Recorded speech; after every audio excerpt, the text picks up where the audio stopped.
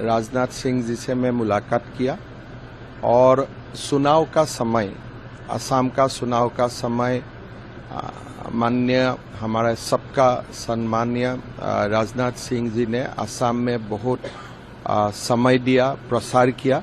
मैं उनको आज मेरा ओर से, पार्टी का ओर से, असम वासियों का ओर से धन्यवाद भी दिया और असम में आगे जाके कैसे हम डिफेंस इंडस्ट्री का काम कर सकता हूँ उनका बारे में भी थोड़ा चर्चा किया। ये मुलाकात कैसी रही? ये बहुत माननीय राजनाथ सिंह जी ने हमें आशीर्वाद भी दिया। मेरा एक पहला एक उद्देश्य था उनसे आशीर्वाद भी लेना, आशीर्वाद भी दिए और आगे जाके असम में सारे उद्योग जो डिफेंस का पब्लिक सेक्टर अंडरटेकिंग्स है और जो प्राइवेट इंडस्ट्री है सबको असम लेके एक अच्छा एक्सपो और एक अच्छा कॉन्फ्रेंस करने का भी